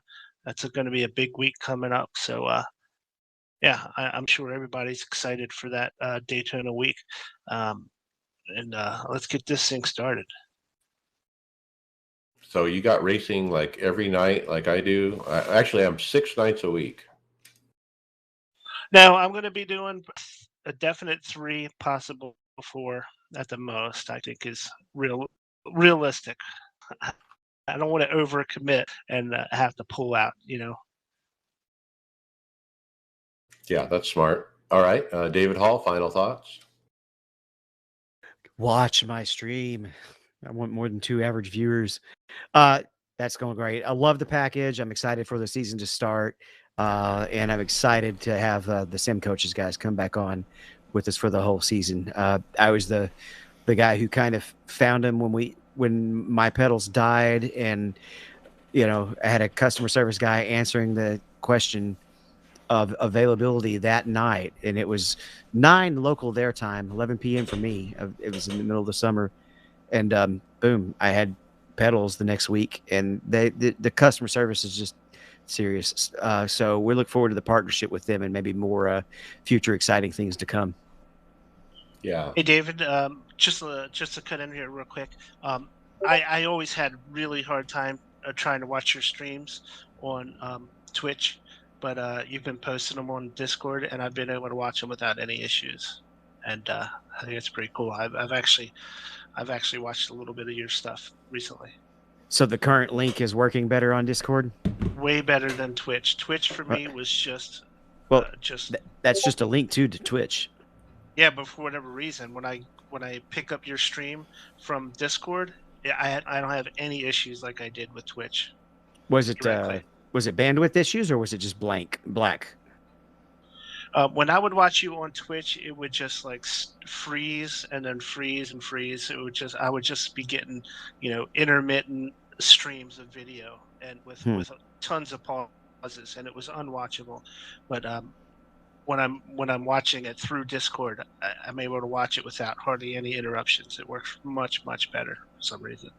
I wonder if that's actually related to the fact that I'm streaming on the other PC now. Probably is, to be honest. It's probably got to do with that. And streaming to Facebook, Tifosi Racing Facebook page, and that's a great place to watch anybody on our team. And I think a lot of us are going to be streaming as we get into season here. So make sure you're following us at Tifosi Racing on Facebook. If we could get one of us to actually have like the affiliate level or whatever, then we have access to the team streaming on Twitter. But we can't do it with just the average user or average streamer right now. Okay, Greg Hectus, final thoughts? Just looking forward to doing Bathurst this weekend with David and Adam. I think we're going to be starting that one tomorrow afternoon. I guess I'll be starting it because Bathurst is pretty much my track. I know I don't normally start, but because it's Bathurst, I'll do it. And I'm really, really happy with how the fast track race went the other night. I was kind of excited about the drafting. I kind of don't like the drafting portion of the racing part. I like to have to be able to, drive the car and have it wear out and stuff like that. That's my kind of driving. So when you're in a restrictor plate race and tucked in a pack, it's not been the most entertaining for me, but I really enjoyed it the other night, and I'm really enjoying the 87 car on Saturday nights here with that league. I'm just looking forward to the season starting and running this car because it's going to be fun, and I can't wait. All right, let's get it. Tony Groves, final thoughts. Well, I was all geared up, ready to do the Daytona 500 with Lisa doing the Daytona 500 right beside me. She was practicing roundhouse kicks at me because I was trying to make fun of her, and I ducked, and she kicked something, broke her toes. So she won't be joining me for the Daytona 500. But hopefully soon thereafter. I'm really excited about that, getting to do this whole season with her, racing right beside me. Got Brandon working on some new paints for both of us. So I'm excited to see what he's come up with. I just said, here, just do something cool, have fun with it. So yeah, excited for that, excited for the season, excited that this car is going to be fun to drive again. Finally, it's been way too long. That's it. It has been too long. So, yeah, looking forward to it. Tony Rochette, final thoughts. Oh, a couple of things that I want to thank Brandon for making an awesome car. I have now dubbed it the Chubby Burb. It's going to get a 500 win. Another thing, love that confidence. Oh yeah. Well, second place pissed me off last year, so. Another thing, I don't know if I talked it on this, but I know on the aftermath. Facebook kind of got me with those stupid sponsored things. I bought me an etched bottle of wine, engraved or etched. It's got Michigan on there. It actually has the date that I won a couple of years ago on there. Nice. And if I win the 500, I'm getting me another one. If I win the 500, I'm going to order one of these for me too. You've talked me into it. There you go. I wish they had an Indy one. I would definitely got to get an Indy one, but not a little thing. I don't know if you could see that. Project Canine Hero, little dog chew toy, and go get one of those. Yeah, we love Project Canine.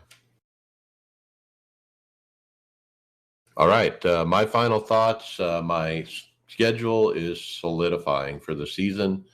I got my work schedule for the next 6 months. I get the same days off. That's great. That means we can continue the podcast recording on our regular schedule. I'm off Thursday, Fridays. I have the same hours except a half-hour lunch instead of 45 minutes. Not real happy about that, but I didn't really have a choice. And they have me working 3 hours earlier than normal on a Sunday. So I have to go to work at 5:45 a.m. on a Sunday morning every Sunday. Yeah, so that's my schedule. My racing schedule is going to be the following: Monday night fast track, Tuesday night open, and that's my non-racing night, and I'll usually watch the Coke race and take notes for that for the show. Wednesday night, of course, NIS. Thursday afternoon, NIS. Thursday night, podcast recording, and then Man Cave After Dark League Thursday night. Friday night will be NIS. Saturday will be the 87 Sim 500 League. And then Sunday night, I'll run my only NIS fixed start. Hopefully, Stephen Llewellyn and others may join me on that one. But I don't know, 6 nights a week, that might be too much, like Brian's saying, but that's what we're going to start with, and we'll see how it goes. Other than that, I'm getting some tax return money back and really debating that Fanatec wheel.